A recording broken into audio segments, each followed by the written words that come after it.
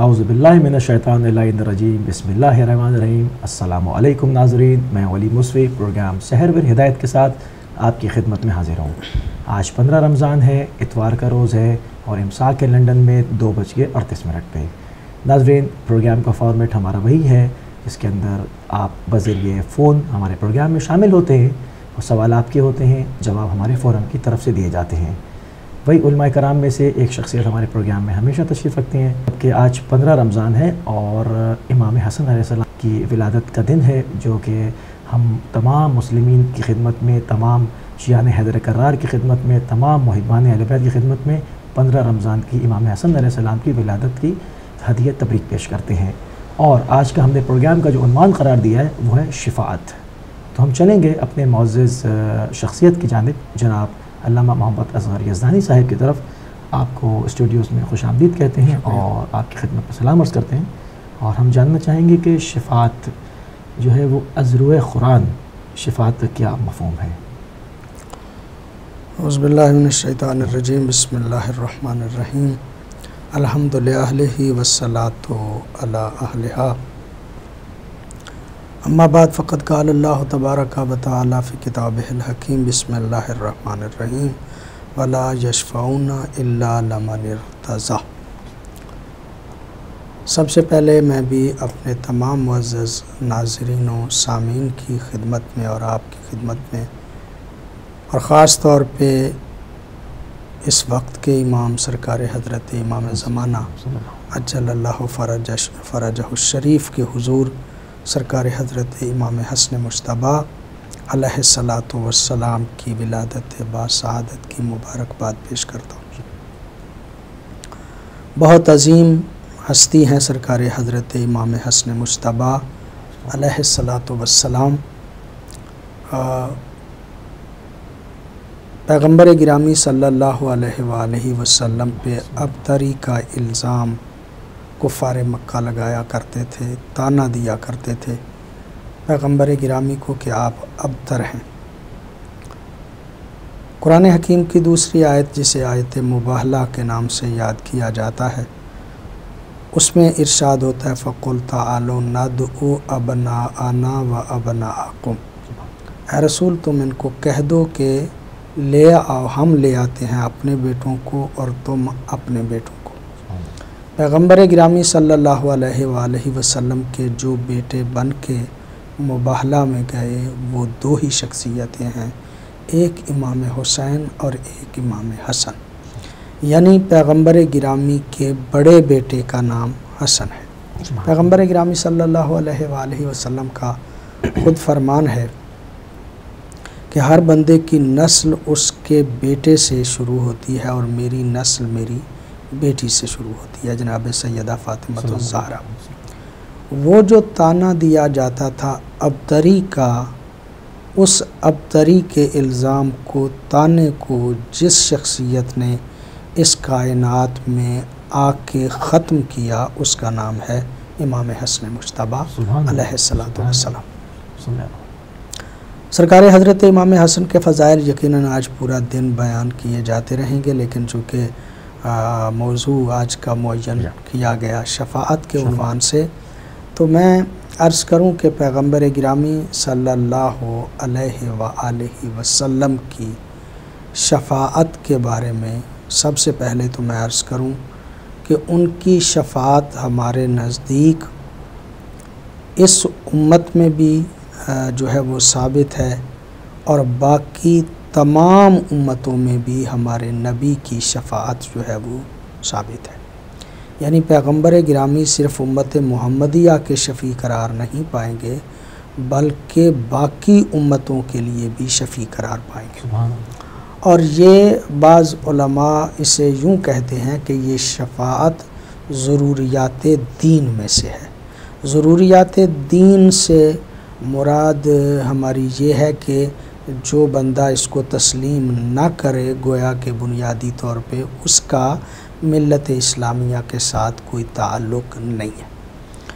मिल्लत इस्लामिया के तमाम फ़िरके, तमाम मज़ाहिब चूँकि कुरान में मौजूद है, हम आयात को पेश करेंगे, सारे ही शफ़ाअत को तस्लीम करते हैं। البتہ شفاعت کے مفہوم کے بارے میں اختلاف ہے۔ بعض کہتے ہیں کہ پیغمبر گرامی صلی اللہ علیہ وآلہ وسلم کی شفاعت زیادتی ثواب کا ذریعہ بنے گی، یعنی گناہ گاروں کو پیغمبر گرامی کی شفاعت فائدہ نہیں پہنچائے گی۔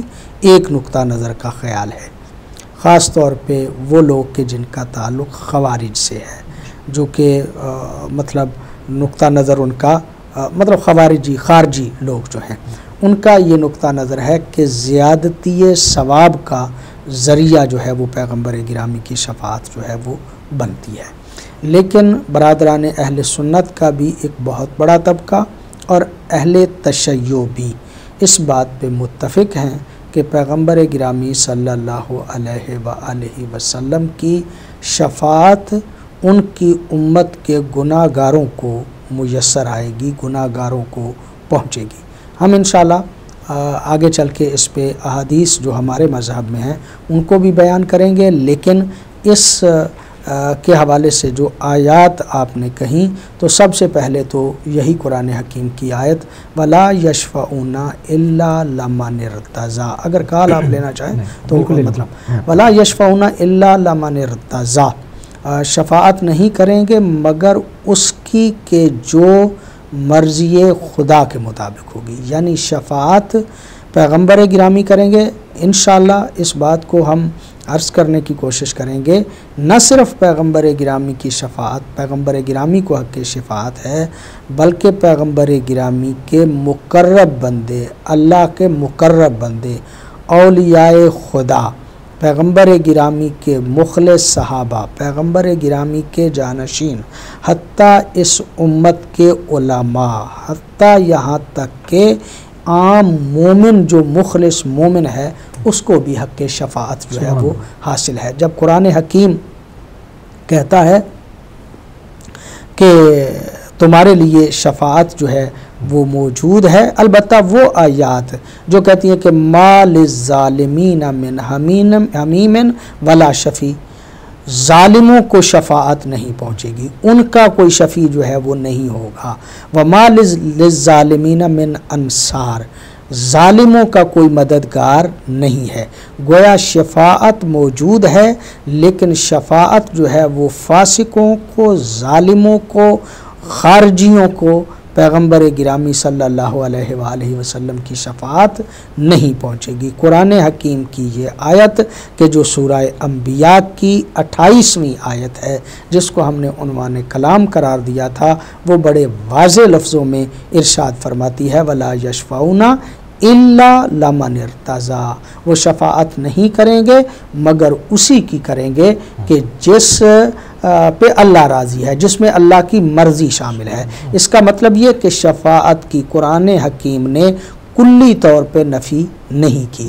وہ آیات کہ جن آیات میں شفاعت کی نفی کی گئی ہے، جب ان آیات کے ساتھ اس قسم کی آیات کو ملا کے پڑھا جاتا ہے تو تب جا کے نتیجہ نکلتا ہے۔ کسی ایک آیت سے نتیجہ جو ہے وہ نہیں نکالنا چاہیے قرآن حکیم کے کسی بھی مفہوم و مطلب کو، بلکہ دیکھنا چاہیے کہ کون سی آیت جو ہے وہ اس میں جو ہے وہ ضرورت ہے کہ اس کو مقید کیا جائے۔ کئی آیات ایسی ہیں جو قرآن حکیم کی بعض آیات کی تفسیر کر دیتی ہیں، اور بعض آیات ایسی ہیں کہ خود ان القرآن یفسر بعضہ بعضا، قرآن کی اپنی آیات کی تفسیر بیان کرتی ہیں، بعض قرآن دوسرے بعض کی تفسیر بیان کرتا ہے، یعنی بعض اوقات آیات کا مفہوم واضح نہیں ہوتا تو دوسری آیات جو ہیں اس مفہوم کو واضح کر دیتی ہیں، بعض اوقات عمومی آیات ہوتی ہیں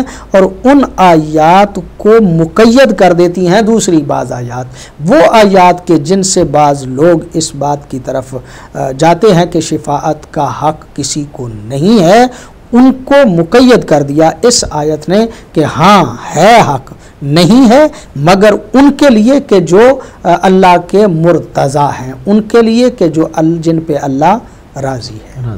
سبحان اللہ، بہت ہی جو ہے وہ احسن جو ہے وہ تفسیر بیان فرمائی آپ نے۔ اگر ایک چیز ہم اور بھی ایک مسئلہ ہمیں درپیش ہے وہ یہ کہ کیا پوری امت مسلمہ جو ہے وہ تمام کے تمام پیغمبر کی شفاعت میں متفق ہیں؟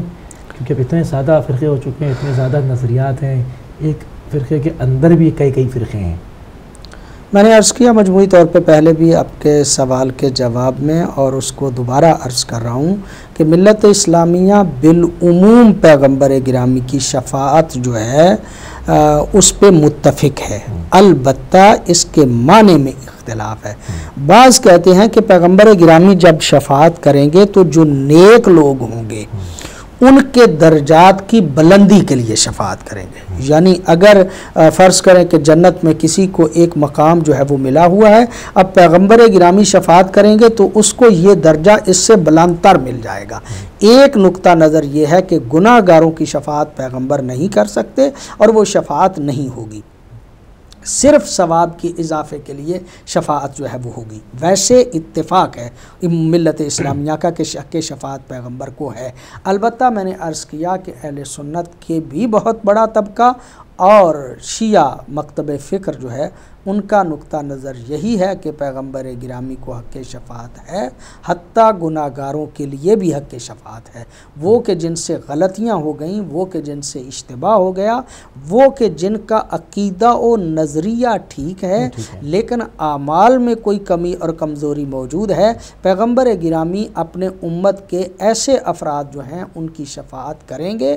نہ صرف یہ کہ پیغمبر گرامی کرائیں گے، شفاعت کریں گے، بلکہ اولیاء اللہ کریں گے، بلکہ علماء کریں گے، بلکہ مخلص مومن بھی شفیع بن جائیں گے۔ اس پہ انشاءاللہ احادیث اگر آپ کہیں گے تو ہم ضرور پڑھیں گے۔ ٹھیک ہے، میں چاہوں گا کہ تھوڑا سا مقام محمود کو واضح کر دیں تو پھر ہم حدیث کی طرف آتے ہیں، کیونکہ اس سے ایک باقاعدہ جو ہے وہ سرکار حضرت امام صادق علیہ الصلاۃ والسلام جو ہیں ان کی خدمت میں سماع موجود تھا ایک صحابی، وہ کہتے ہیں سألتہ عن شفاعت النبی، میں نے پوچھا کہ کیا مولا یہ فرمائیے پیغمبر گرامی کو حق شفاعت ہے یا حق شفاعت نہیں قیامت کے دن؟ کالا، سرکار نے ارشاد فرمایا قیامت کے دن لوگوں کی حالت بڑی ہولناک ہوگی، اس طرح لے کے آئیں گے جس طرح کے لجام ڈالی گئی ہو، لوگوں کو ایسے عالم میں جو ہے وہ بارگاہ خداوندی میں یعنی محشر میں پیش کیا جائے گا، اور ایسی حالت میں لوگ جو ہیں وہ پسینہ در پاس پسینہ ہوئے ہوں گے، عرق جو ہے وہ ان سے آ رہا ہوگا، اور بہت ہولناکی میں پورا محشر کا منظر جو ہے اس میں لوگ ڈرے ہوئے ہوں گے، لوگ گھبرائے ہوئے ہوں گے، گھبرا کے کہیں گے کیا کریں، کس کے پاس جائیں؟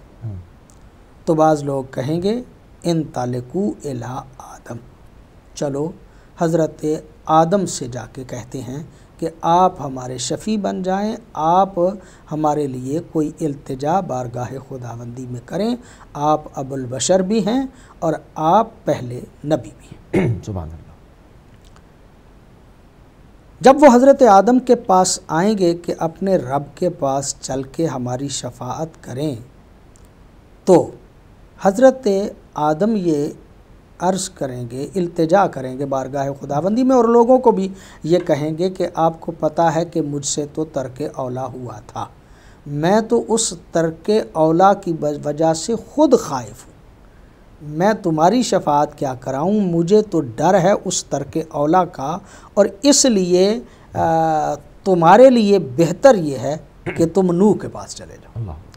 یعنی حضرت آدم ان لوگوں کو حضرت نوح کے پاس بھیجیں گے تاکہ نوح جو ہے وہ ان کی شفاعت کرے، حضرت نوح ان کو کسی اور نبی کی طرف بھیج دیں گے، اسی طرح یہ سلسلہ چلتے چلتے حضرت عیسیٰ تک آئے گا، لوگ حضرت عیسیٰ تک آئیں گے کہ اے عیسیٰ تم ہماری شفاعت کرو، عیسیٰ پھر پورے محشر والوں کو لے کے پیغمبر گرامی صلی اللہ علیہ وآلہ وسلم کی خدمت میں آ جائیں گے اور عرض کریں گے کہ اے محمد ہمارے لیے شفاعت کرو۔ آپ کی اجازت تو پہلی کال کو شامل کر لوں؟ جی کریں۔ ہم بڑھتے ہیں کالر کی طرف۔ السلام علیکم۔ السلام علیکم۔ وعلیکم السلام۔ سر میرا نام موزم علی ہے۔ मौज़म अली साहिब, कहाँ से तशरीफ़ रखते? लंदन से बात कर रहा हूँ। जी फरमाइए। बिस्मिल्लाह। बिस्मिल्लाह। ये मेरा मौलाना साहब से एक सवाल है जी बिस्मिल्लाह। कि ये कादियानी हजरात से हम किस तरह के ताल्लुकात रखें? कादियानी हजरात से काफ़ी हैं कादियानी जिनसे मेरी बहुत वो है, मिलना जुलना है। आया हम लोग उनसे कोई खाना पीना कर सकते हैं या नहीं? ठीक है, अक्सर हमारे घरों में कुछ भेजते हैं तो हमें समझ नहीं आती। ठीक है, आपका सवाल आ गया, हम ठीक है, अभी दरियाफ़्त करते हैं। बहुत शुक्रिया, बहुत शुक्रिया। करेंगे कुछ कादियानी हजरात से उनके। मैं अर्ज़ करूँ ये हदीस मुकम्मल हो जाए कि पैगम्बर गिरामी सल्लल्लाहु अलैहि वसल्लम इन सारी उम्मतों को लेके बारगाह खुदाबंदी में यानी महशर में अल्लाह के हुजूर पेश होंगे और बाब रहमत के पास, बाब रहमान के पास जाके पैगम्बर गिरामी अपना सर जो है वो सजदे में रखेंगे और लंबा सजदा करेंगे। जब लंबा सजदा पैगम्बर गिरामी करेंगे तो आवाज़ कुदरत आएगी, इरफ़ा रासक, ऐ मोहम्मद अपने सर को बुलंद करो, अपने सर को उठा लो। वशफ़ा, और तू जिस जिसकी शफाअत करेगा वो तेरी शफाअत मैं कबूल करूँगा। यानी खालिक हकीकी ये कहेगा कि तू शफाअत कर और मैं तेरी शफाअत को कबूल करूँगा। तू सवाल कर, तेरा कोई सवाल रद्द नहीं किया जाएगा, तेरे हर सवाल को कबूल किया जाएगा। जब ये बात कही जाएगी तो मासूम फरमाते हैं कि यही वो है मकाम जिसके बारे में कुरान हकीम ने कहा है कि असा अन यब असका रब्बुका मकाम महमूदा, अल्लाह रब्बुल इज़्ज़त है मुस्तफ़ा आपको मकाम महमूद अता करेगा। यकीनी तौर पे वो मकाम महमूद ये है कि पैगम्बर गिरामी को महशर में हर शख्स की शफाअत का हक़ जो है वो मिल जाएगा। सुभान अल्लाह, सुभान अल्लाह। अभी हमारे कॉलर शामिल हुए थे मौज़म अली साहिब, तो उन्होंने कहा कि कुछ उनके ताल्लुक़ात हैं और घर में आना जाना है कादियानी हजरात का, तो उनसे किस तरह के वो खाने पीने में और इन चीज़ों में किस तरह के ताल्लुक़ात रख सकते हैं? एहतियात ही बेहतर है, चूँकि ख़त्म नबुव्वत के उस माने के एतबार से कि जो मिल्लत इस्लामिया का मोतबर तबका जो है वो कहता है उसके वो कायल नहीं, चूँकि ख़त्म नबुव्वत का कायल होना ज़रूरी है। और फिर पाकिस्तान में अगरचे ये बात महदूद थी पाकिस्तान में, पाकिस्तान के तमाम मकातबे फ़िक्र के जय्यद उलमा ने बैठ के कुफ्र का इनके फतवा दिया था। लिहाजा मैं समझता हूँ कि बेहतर है कि एहतियात ही की जाए। वल्ला वो भी अपने तौर पे कहते हैं कि हम कलिमा पढ़ते हैं, अल्लाह को भी मानते हैं, रसूल को भी जो है वो कहते हैं कि हम मानते हैं। अलबत्ता उन्होंने कलमे में फिर मतलब मसीह मऊद और एक नया सा नज़रिया जो है वो बना दिया। इस वक्त हम इस बहस में तो नहीं हैं कि हम उन पे तफसीली कोई गुफ्तगू करें। अलबत्ता मैं समझता हूँ कि चूँकि उनके कुफ्र का फतवा मिल्लत इस्लामिया के तमाम फ़िरक़ों ने दिया है, लिहाजा उनसे एहतियात ही बेहतर है। जिस तरह एक दूसरे काफिरों के साथ जो है वो मामला किया जाता है वही मामला इनके साथ होना चाहिए। अलबत्ता मैं फिर अर्ज़ करूँगा, इतना ज़रूर अर्ज़ करूँगा कि वो पैगम्बर गिरामी को भी एक हद तक मानते हैं, बादज़ नबी वो ख़ातमुन नबीयीन के कायल जो हैं वो नहीं हैं। कुरान हकीम भी यही है जिसको वो पढ़ते हैं और अहादीस भी वही हैं कि जो बरादरान जो हैं वो पढ़ते हैं। लेकिन चूँकि मिल्लत इस्लामिया के उलमा ने उनके बारे में एक फ़ैसला दे दिया, लिहाजा एहतियात ही बेहतर। सुभान अल्लाह। तो ये तो थी अपने मकाम महमूद का भी ज़िक्र फरमा दिया। तो अब हम चलेंगे कि हदीस की तरफ, क्योंकि आपने अभी इशारा दिया था कि इसके ऊपर एक बहुत ही नादिर हदीस का एक मजमुआ है। तो हम चाहेंगे कि हमारे नाज़रीन के लिए हदीस की रोशनी में ज़रा शिफात बयान हो। तो हमारी एक किताब है इल्लुश्शराय, उसमें हज़रत सादिक़ अलैहिस्सलातु वस्सलाम का ये फरमान मासूम इरशाद फरमाते हैं, शिया तो नाम मिन नूरिल्लाह, हमारे शिया भी अल्लाह के नूर की तख्लीक है, यानी हमारी बची हुई तीनत से वो जो है उनकी तख्लीक हुई। आपकी इजाज़त हो तो कॉल कर शामिल बढ़ते हैं कॉलर की तरफ। अस्सलाम वालेकुम। वालेकुम सलाम। बोल रही हूँ, मुझे एक सवाल करना था मौलाना साहब से कि मैं आज सुबह कुरान पाक में पढ़ रही थी कि अल्लाह जिसको चाहे गुमराह करता है और जिसको चाहे हिदायत देता है। हालांकि अल्लाह ताला तो अपनी मखलूक से गुमराही नहीं चाहता है, तो क्योंकि उसने तो अपनी मखलूक को भलाई और खैर के लिए पैदा किया है और कोई भी ज़रूरत जो है वो अल्लाह की तरफ से नहीं पहुँचता है। तो ज़रा इस आयत को तफसील से बयान करें ताकि इंसान पे वाज़ेह हो जाए कि अल्लाह ताला किस तरह गुमराही देता है और किस तरह इंसान की फलाह की तरफ को ले जाता है। बहुत शुक्रिया, जिसको चाहे वो। बहुत शुक्रिया, आपका सवाल आ गया, बहुत शुक्रिया। इनका मैं हदीस मुकम्मल कर पहले आप हदीस मुकम्मल कीजिए उसको। सरकार इमाम सादिक इरशाद फरमाते हैं कि अल्लाह रब्बुल इज़्ज़त मतलब सरकार सादिक अलैहिस्सलाम फरमाते हैं कि हमारे शिया भी अल्लाह के नूर से खल्क़ हुए और उसी की तरफ पलटते हैं। और अल्लाह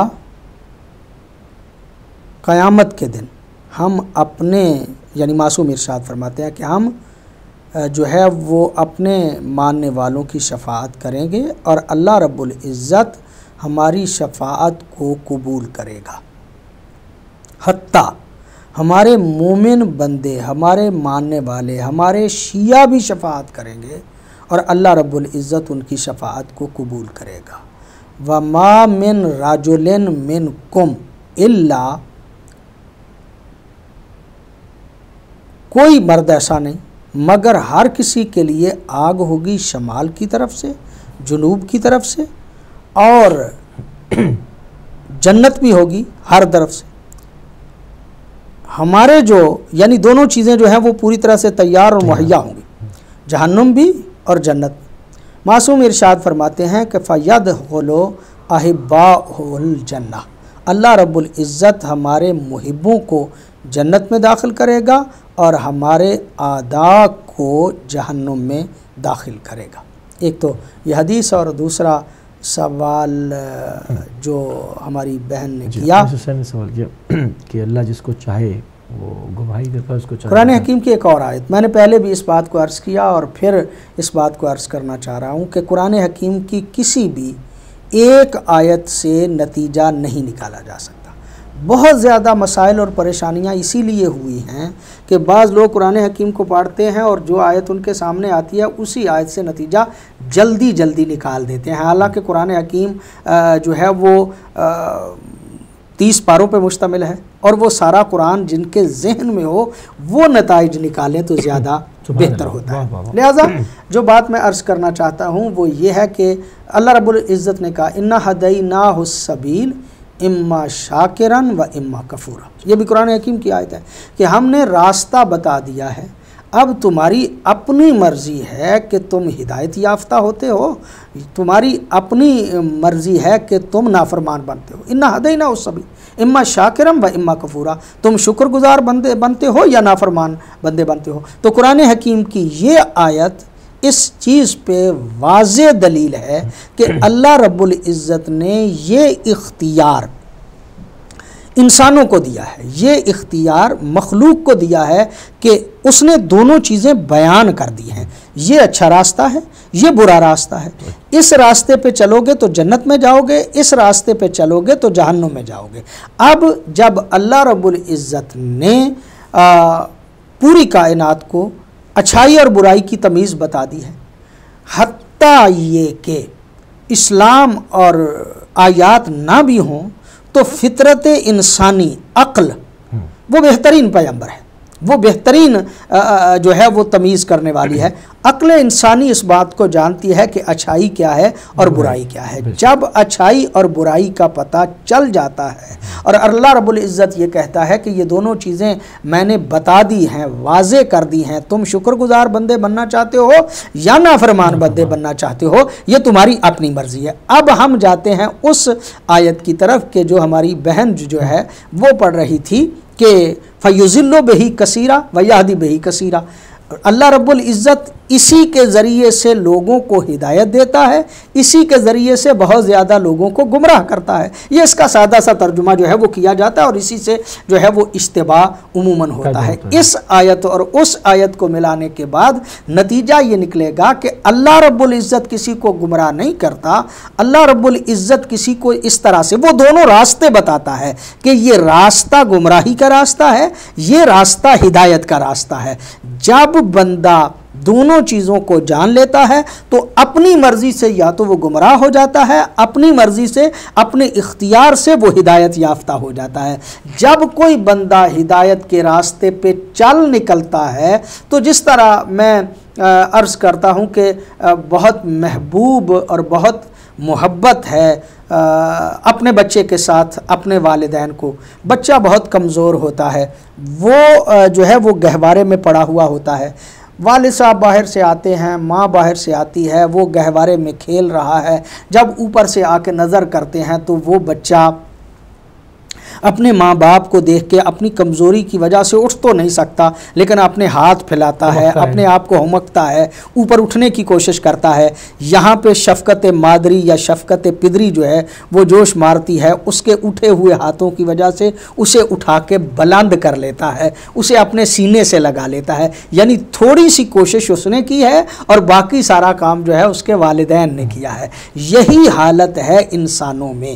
یہ ماں باپ میں ایک بچے کی محبت پیدا کرنے والا بھی وہ ذات توحید ہے. اسی نے ماں باپ میں محبت پیدا کی ہے، وہ کہ جو خالق محبت ہے.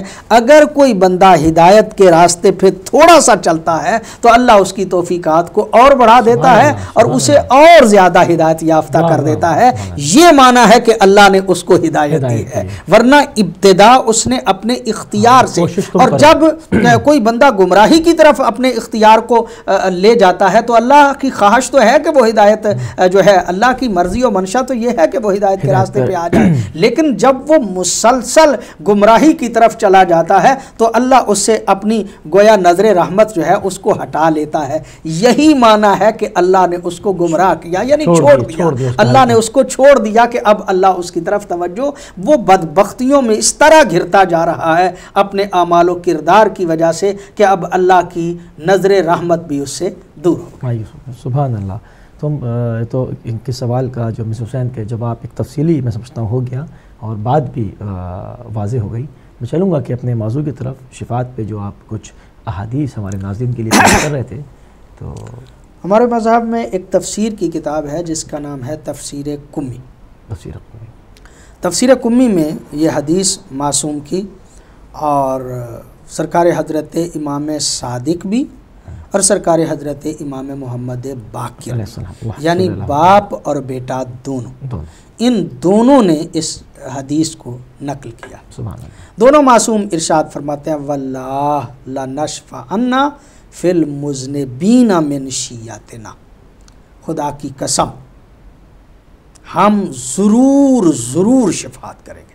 لام بھی تاکید کا ہے اور نون بھی تاکید کی ہے. ضرور بالضرور ہم شفاعت کریں گے اپنے ماننے والوں کی، اور ماننے والے بھی ایسے کہ جو گناہ گار ہیں.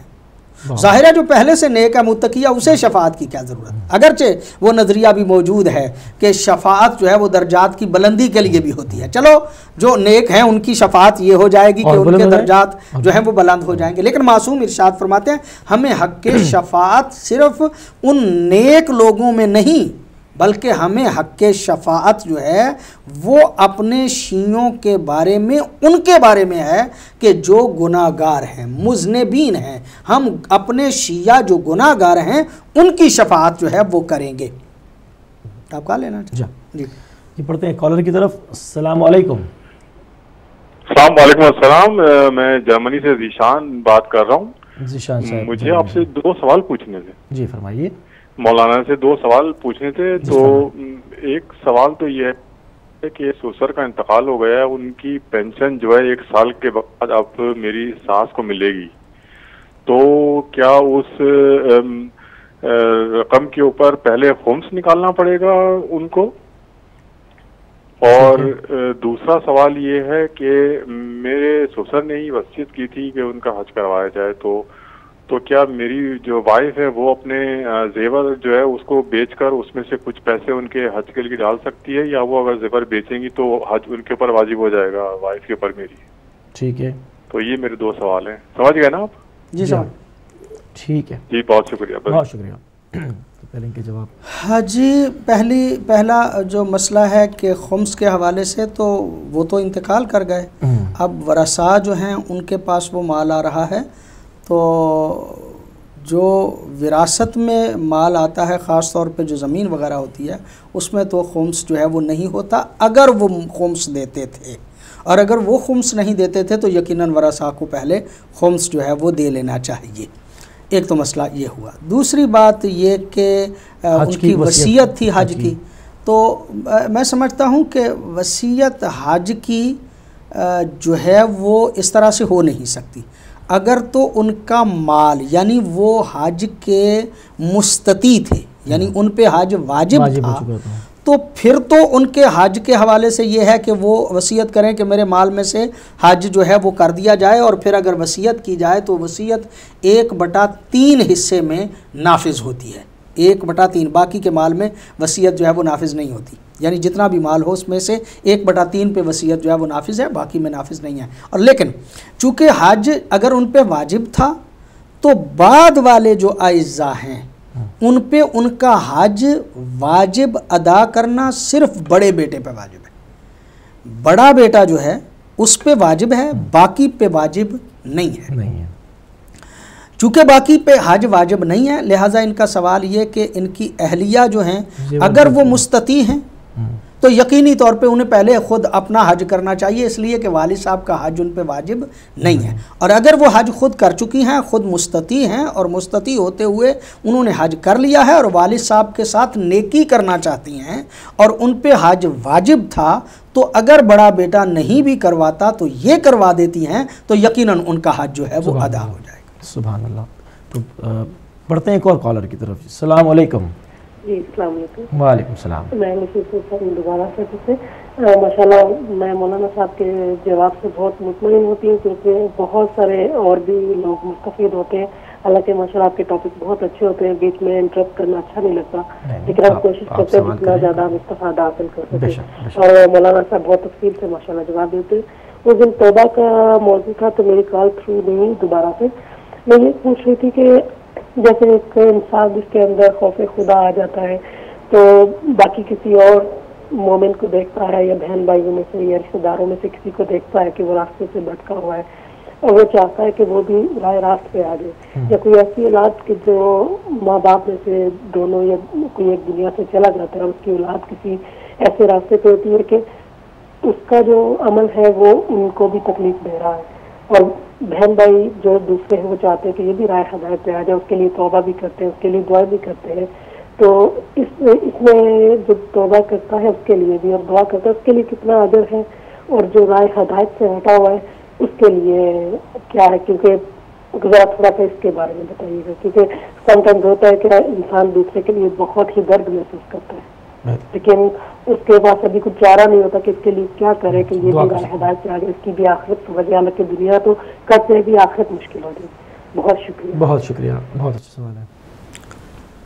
میں سمجھتا ہوں کہ اچھے ظرف کی دلیل ہوتی ہے کہ بندہ خود بھی دین پہ عمل کرے اور معاشرے کے دوسرے افراد کے بارے میں بھی اس کی سوچ جو ہے وہ اچھی ہو. سبحان اللہ.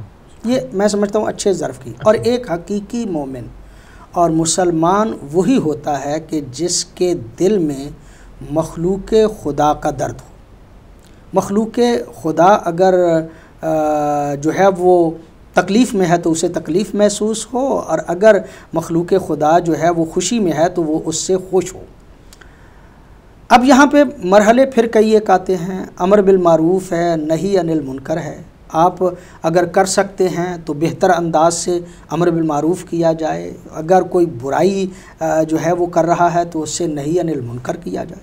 لیکن اگر ایسے مرحلے پہ ہیں کہ آپ نہ امر بالمعروف کر سکتے ہیں اور نہ نہی عن المنکر کر سکتے ہیں، تو اپنے دل میں ان کی بری چیزوں سے نفرت کریں اور معاشرے کی اچھی چیزوں کو پسند کریں، یہ یقیناً ایک اچھی بات ہے۔ اور میں سمجھتا ہوں کہ اگر کوئی بندہ اپنے گھر میں بیٹھ کے ہی دعا کرتا ہے، مثلا فرض کریں کہ نماز شب کے حوالے سے کہا گیا کہ نماز شب میں 40 مرد مومن جو مرحوم ہو چکے ہیں یا زندہ ہیں اور مومنات جو ہیں ان کے لیے دعا کی جائے، تو اب ظاہر ہے کہ اس دعا کا کوئی نہ کوئی اثر ہے، کوئی نہ کوئی دعا کا فائدہ ہے، تبھی تو کہا گیا کہ نماز شب میں آپ 40 کی تو کہا گیا، ورنہ اس سے بھی زیادہ جتنے کے لیے دعا کر سکتے ہیں۔ تو مومنین کا اپنے اعزاء کا، اپنے اقرباء کا، اپنے ملنے والوں کا درد محسوس کرنا یہ اچھے ظرف کی دلیل ہے، اور اس کا بھی، اس پاکیزگی ظرف کا بھی اللہ جو ہے وہ اجر دے گا۔ سبحان اللہ۔ بڑھتے ہیں ایک اور کالر کی طرف۔ السلام علیکم۔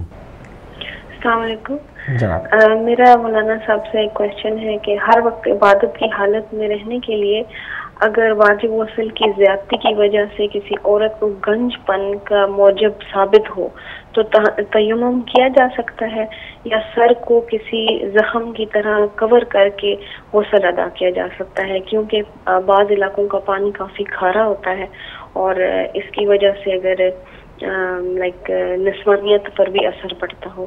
Thank you. شکریہ۔ میرے خیال میں اس وجہ سے غسل کو ترک جو ہے وہ نہیں کیا جا سکتا، پانی کم استعمال کر لیں، لیکن اس وجہ سے تیمم جو ہے اس پہ آنا درست نہیں ہے کہ بال جو ہیں وہ جھڑتے ہیں اور اس وجہ سے غسل نہ کیا جائے۔ غسل بہرحال واجب ہے پانی جب موجود ہے، اور کوئی ایسی بیماری ہو کہ جس بیماری سے مطلب کوئی جان کو خطرہ ہو یا کوئی اذیت اس قسم کی زیادہ ہو، تب تو جو ہے وہ تیمم پہ آیا جا سکتا ہے، لیکن میں نہیں سمجھتا کہ اس بات پہ تیمم جو ہے وہ کیا جا سکتا۔ شکریہ۔ بڑھتے ہیں ایک اور کالر کی طرف۔ السلام علیکم۔ وعلیکم السلام ورحمۃ اللہ۔ کون صاحب، کہاں سے؟ جی مشتبہ بول رہا ہوں مانچسٹر سے۔ مشتبہ صاحب مانچسٹر سے، فرمائیے۔ اگر جن سے 2 سوال کرنے ہیں۔ جی فرمائیے۔ تو یہ کہ جو کلمہ پڑھنے والے حضرات ہیں، جی جیسے ہمارے الوہاب ہے، ہمارے اہل تشیع، یہ جو سارے کلمہ پڑھنے والے ہیں سب جنت میں جائیں گے؟ ٹھیک ہے۔ دوسرا سوال یہ ہے کہ پاک بی بی زینب سلام اللہ علیہ کربلا کے واقعے کے بعد جب یزید ملعون نے انہیں رہا کیا اور اس کے بعد وہ کربلا آئیں، اس کے بعد مدینے چلے گئے، تو یہ جاننا چاہ رہا ہوں کہ وہ مدینے سے شام دوبارہ واپس آئیں تو کس حالات میں آئیں، کیسے؟ کیونکہ وہ جو تربت ہے پاک حسین کی وہ شام میں کیسے آئی؟ تو یہ ذرا بیان فرما دیجیے گا کہ وہ کس حوالے سے واپس شام آئی تھی۔ ٹھیک ہے، اس میں آ گیا۔ شکریہ، بہت شکریہ۔ جی اب سوال آ گیا۔ خدا حافظ۔ ہمارے ایک بہت بڑے علامہ محمد حسین تہرانی، ان کی ایک کتاب ہے اور اس میں انہوں نے سرکار حضرت امام جعفر صادق علیہ السلام سے ایک روایت کو نقل کیا۔ اس میں ہے کہ جنت کے 6 دروازے اور 6واں دروازہ مخصوص ہے ان لوگوں کے لیے کہ جو اللہ کی وحدانیت کے بعد پیغمبر گرامی صلی اللہ علیہ وآلہ وسلم کی رسالت کو تسلیم کرتے ہیں، یعنی اشہد ان لا الہ الا اللہ و اشہد ان محمدن عبدہ و رسولہ پڑھتے ہیں، یہاں تک کا کلمہ اور یہاں تک کا اقرار، یعنی 2 اقرار جو ہے وہ کرتے ہیں، شہادتیں دیتے ہیں، وہ بھی جنت میں جائیں گے ایک شرط کے ساتھ، وَلَمْ يَكُنْ فِي قَلْبِهِ ذَرَّةٌ مِّن بُغْضِنَا أَهْلَ الْبَيْتِ، اگر اس کے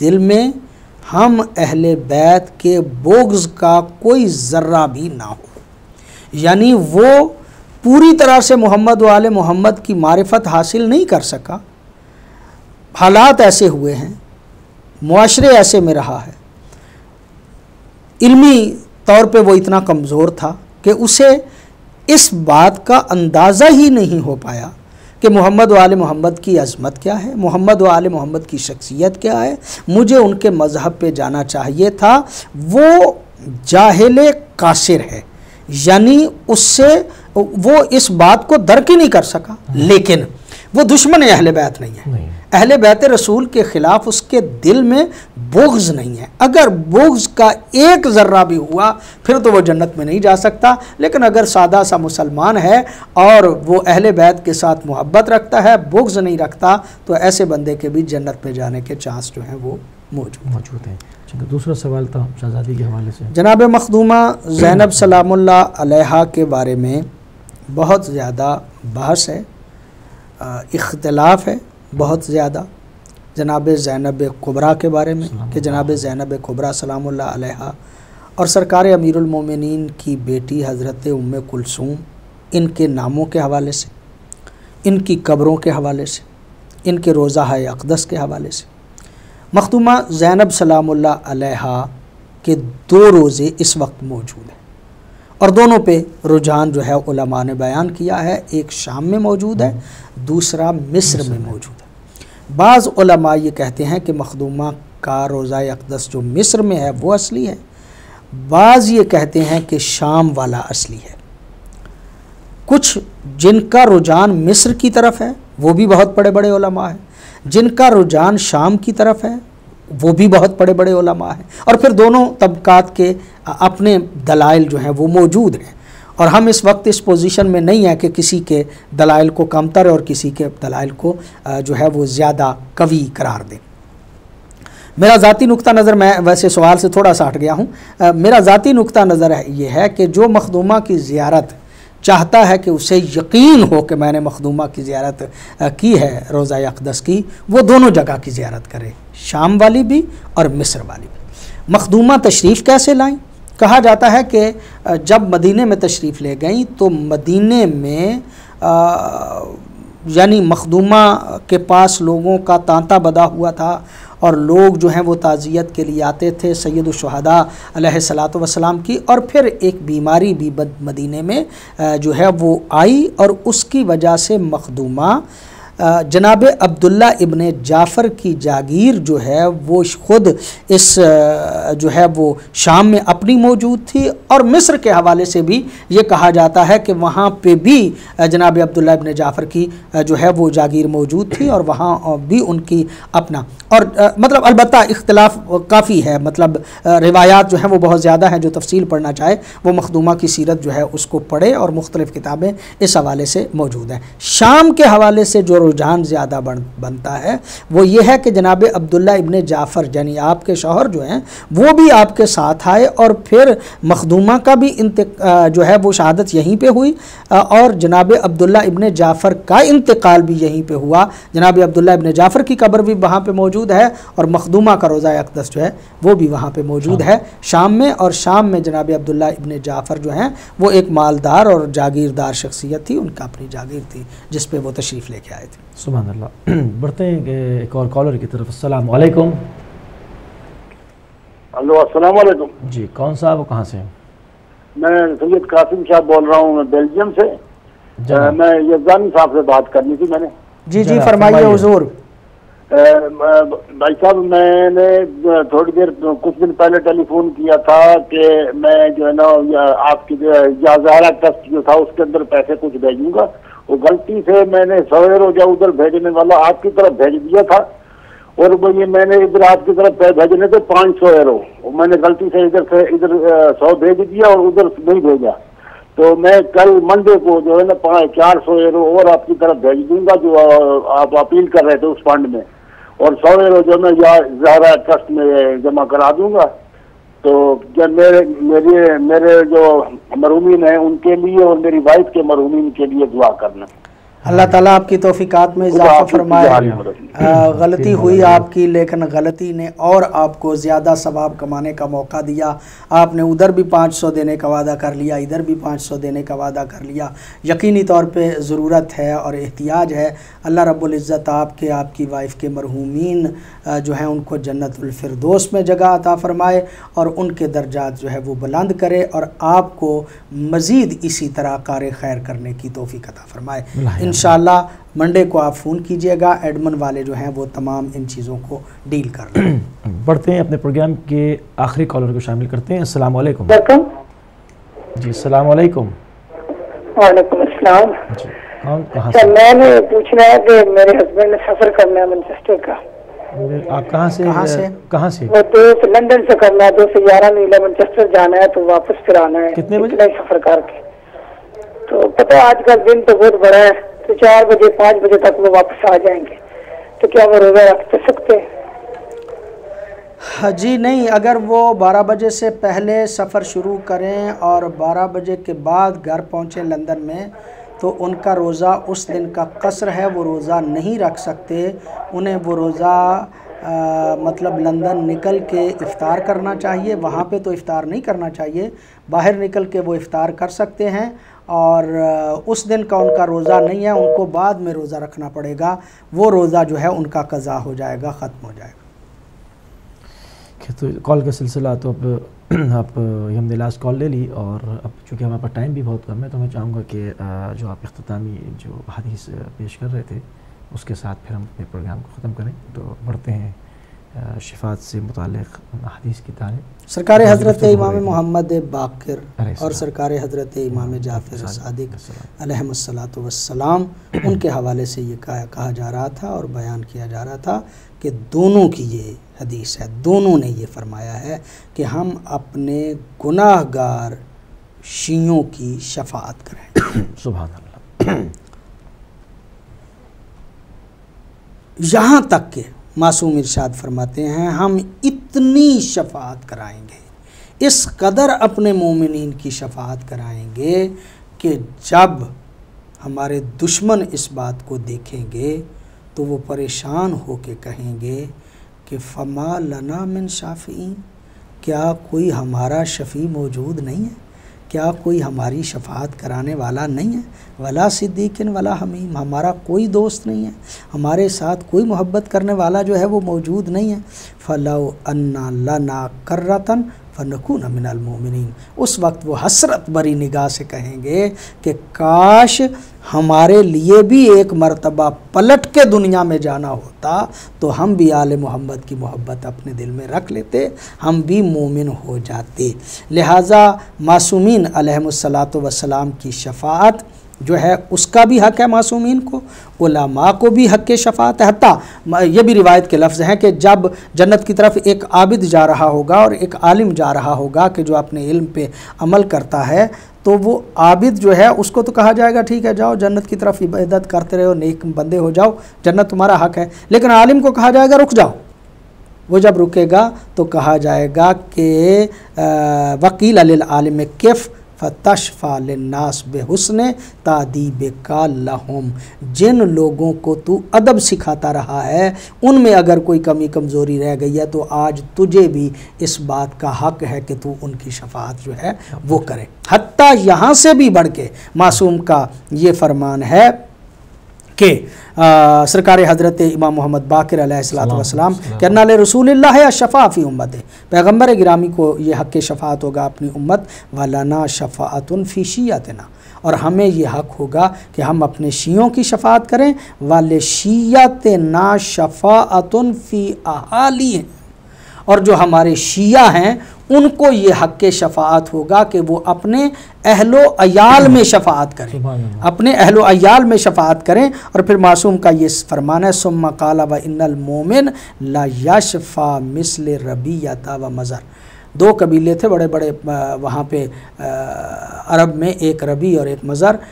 मासूम इरशाद फरमाते हैं एक आम मोमिन जो है वो कबीला रबी और कबीला मज़र जितने लोग जो हैं उनकी शफ़ाअत करेगा कि जो मतलब गुनाहगार होंगे, और उन तमाम की जो है वो शफ़ाअत उनके हक़ में कबूल होगी। व इन्नल मोमिन ला यशफ़ा हत्ता लिखादिमिही, और मोमिन शफ़ाअत करेगा हत्ता कि अपने नौकरों की भी, जो उसके पास रहते थे उनमें कोई कमी कमज़ोरी रह गई है तो उनकी भी मोमिन जो है वो शफ़ाअत करेगा। व यक़ूलु या रब्बे हक़्क़ु खिदमती कान यकीनुल हुर वल बहर वल बर्द, और यही नतीजा होगा कि उनकी आंखें ठंडक को महसूस करेंगी, वो जन्नत के बागात में रहेंगे और जन्नत की उस मुलाइमत को पूरी तरह से एहसास करेंगे इंशाअल्लाह अज़ीज़। माशाअल्लाह।